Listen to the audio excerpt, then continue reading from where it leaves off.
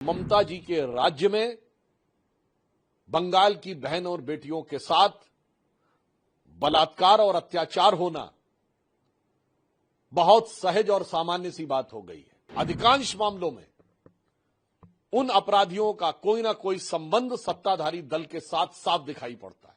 अनेक मौकों पर संदेश खाली से लेकर आज तक हम लोग देख चुके हैं कि सत्ताधारी दल का संरक्षण बहुत साफ साफ दिखाई पड़ता है कि इन अपराधियों को सजा देने की बजाय संरक्षण देने का काम तृणमूल कांग्रेस की सरकार कर रही है। महिलाओं के प्रति होने वाले इस खतरनाक अपराध को एक अपराध न मानकर ऐसा प्रतीत होता है कि राजनीतिक वर्चस्व के हथियार के रूप में प्रयोग किया जा रहा है। बंगाल की बहन और बेटियों पर जिस व्यवस्थित तरीके से दुर्दांत दुष्कर्मों का दौर प्रारंभ हुआ था वो थमने का नाम नहीं ले रहा है। एक बार पुनः एक ऐसी ही घटना प्रकाश में आई है जो ऐसा प्रतीत होता है कि मामला संदेश खाली का हो या आरजीकर मेडिकल कॉलेज का हो या फिर कोलकाता के लॉ कॉलेज का हो या बंगाल के किसी भी विद्यालय का हो।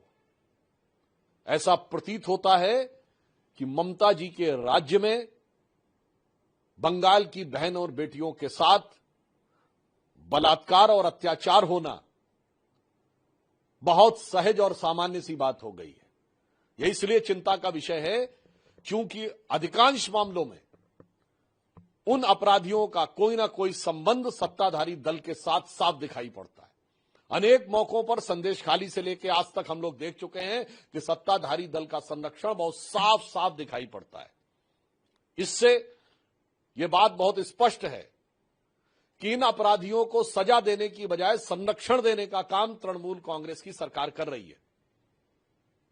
उससे भी दुखद और खौफनाक बात यह है कि महिलाओं के प्रति होने वाले इस खतरनाक अपराध को एक अपराध न मानकर ऐसा प्रतीत होता है कि राजनीतिक वर्चस्व के हथियार के रूप में प्रयोग किया जा रहा है। मुझे लगता है कि बंगाल की सुरुचिपूर्ण संस्कृति को जितना बड़ा धब्बा तृणमूल कांग्रेस के शासनकाल में लगा है यह बंगाल के इतिहास में अभूतपूर्व होगा। परंतु भारतीय जनता पार्टी इस दुखद क्षण में हर उस बहन और बेटी के साथ खड़ी है जो तृणमूल कांग्रेस के राजनीतिक संरक्षण में होने वाले अपराधों की शिकार है और उनके द्वारा लगाई जा रही न्याय की गुहार है।